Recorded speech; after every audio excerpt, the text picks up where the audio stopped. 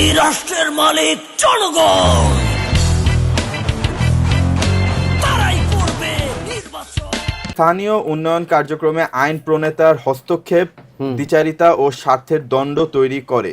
এই স্বার্থের দণ্ড এড়িয়ে কিভাবে শুধু আইন প্রণয়ন ও সংসদীয় কাজে ভূমিকা রাখবেন আপনি? আমি আপনাদেরকে শুরুতেই যেটা বলেছিলাম যে আসলে একজন সংসদ সদস্যর কাজ কি আইন প্রণয়ন করা এবং আইন বাস্তবায়ন করা।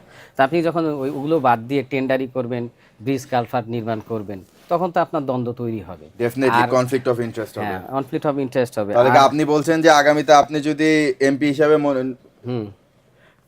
প্রার্থী হয়ে দাঁড়ান এবং আপনি এমপি হয়ে যদি আপনি বিজয় হন, তাহলে আপনি মিনিস্ট্রিয়াল লেভেলে গভর্নমেন্টের প্রজেক্টসে আপনার কন্ট্রাক্টসের ওখানে টেন্ডার বাজিতে ওখানে ইনফ্লুয়েন্স খাটাবেন না আপনার? আপনি একদম সৎভাবে আপনি এগিয়ে যাবেন আপনার, আর আপনার সাথে যে নেতাকর্মীরা কাজ করে থাকবে তাদেরকেও আপনি এই সুযোগ করতে দিবেন না? না না, আমার নাম ব্যবহার করে আপনি যদি খেয়াল করেন যে তারেক রহমানকে ডুবিয়েছে কে? তার বন্ধু মামুন। তা আমি এগুলো তো দেখে দেখে বড় হয়েছি। আমি নিজেকে বলি যে আমি বলা না, এটা বাস্তব। আমি বস্তি থেকে উঠে আসা একটা ছেলে। আমার বাবা বস্তি জীবন থেকে আমাদেরকে এই পর্যায়ে নিয়ে আসছেন, আমি আজকে যে পর্যায়ে আসছি। তো আমরা এই ঘটনাগুলো দেখে এসেছি। আমি 95-এ যখন প্রথম নির্বাচনের উপলব্ধি আমার আসে, তখন আমি এই নোংরামিগুলো দেখেছি।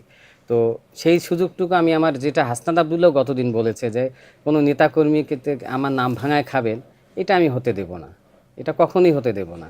কারণ আমার নামের একটা মূল্য আছে, আমার মানুষ বিশ্বাস করে আমাকে যে দায়িত্ব দেবে, সেই দায়িত্বটা আমাকে সঠিকভাবে পালন করতে হবে। থ্যাংক ইউ সারওয়ার ভাই, আপনার কথা শুনে আমার খুবই ভালো লাগলো। বাট বেসিক্যালি আমি আশা করি দ্যাট এরকম যেটা আপনি এক্সাম্পল দিলেন যে হাসনাত আবদুল্লাহ এরকম বলেছে এবং অতীতে অনেকজনই বলেছে, আপনিও বললেন, আপনার কথা শুনে আসলে খুবই ভালো লাগলো, খুশি হলাম।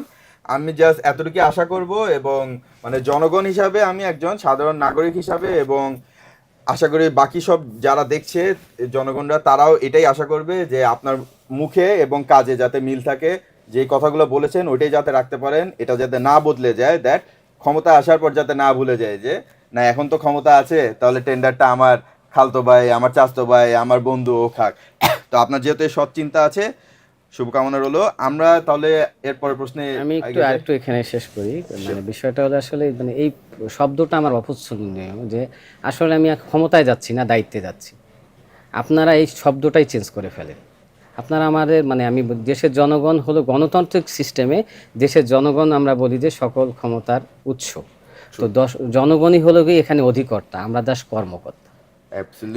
আপনি যখন আমাকে বলেন যে আমি ক্ষমতা পাইছি, আপনি আমাকে ক্ষমতা দিচ্ছেন, তো ক্ষমতা যে পায় তার মাথা ঠিক থাকে না।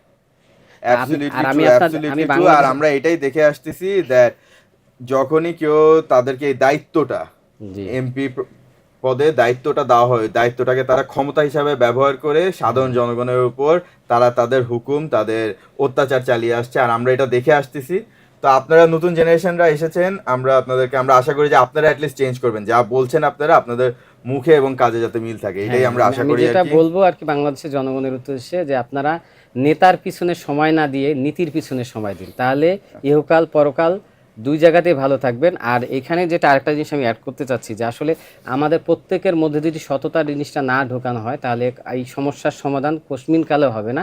একটা কথা আছে যেটা সৈয়দ মুস্তফা আলী যথাসম্ভব বলেছিলেন, যে যার আল্লাহ আকাশে থাকে সে হইতে সাবধান।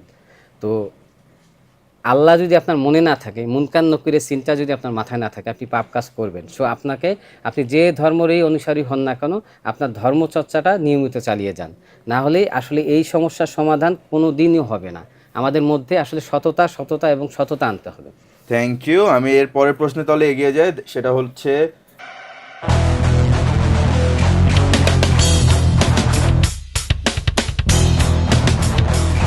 এই রাষ্ট্রের মালিক জনগণ।